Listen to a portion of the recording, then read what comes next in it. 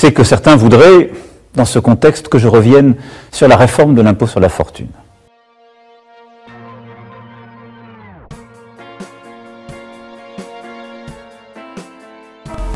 Bonne année. Mes chers compatriotes, alors que l'année s'achève, je suis heureux de vous retrouver pour vous présenter, pour la première fois, mes vœux pour 2019. Bonne année. Regardez le monde tel qu'il est.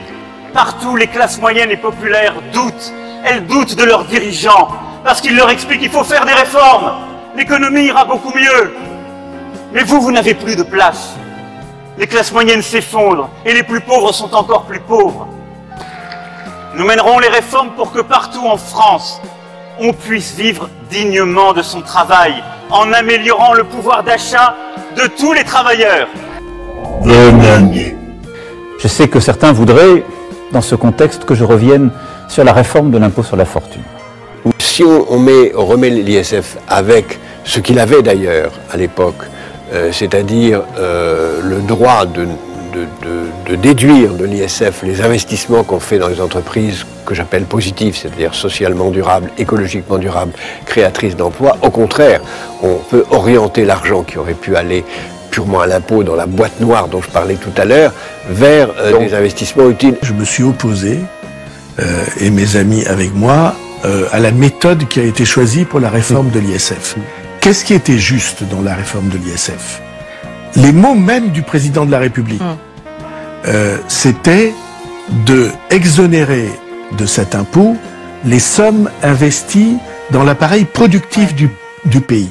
J'ai fait plusieurs rencontres et plusieurs échanges avec des appartenants au mouvement des Gilets jaunes et c'est un sujet qui revient régulièrement, l'ISF en particulier, mais plus généralement la question de la justice fiscale.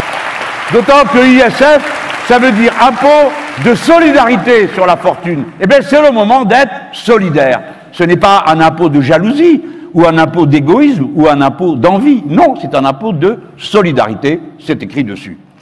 Oui, d'accord. D'accord. Les gens qui réussissent, taxons-les, nous nous porterons mieux. Bonne année.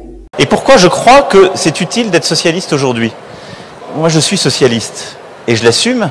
Et être socialiste aujourd'hui me paraît une nécessité de bâtisseur, parce que c'est croire qu'à certains moments de notre histoire, il y a une France qui se réveille, qui veut autre chose, et à qui il faut donner la place.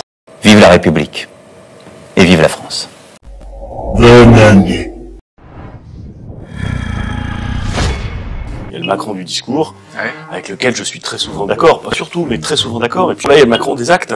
Et le Macron des actes, pardon, mais c'est pas le Macron des discours. La réalité, c'est qu'Emmanuel Macron, c'est une coquille vide, où chacun arrive avec des propositions qui peuvent être tout aussi différentes les unes que les autres, mais on ne sait pas où on va. Ainsi donc, l'ISF va de nouveau entrer en vigueur. Seront redevables de l'ISF tous les foyers dont le patrimoine vaut au moins 1 300 000 €.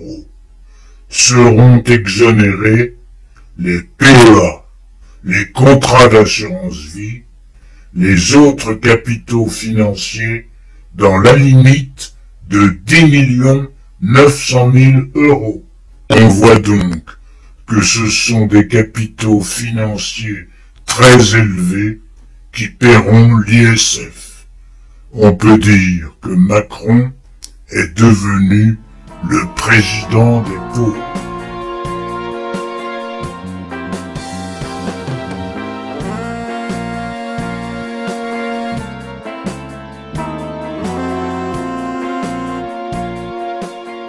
Ça vous a plu? Faites un like et abonnez-vous.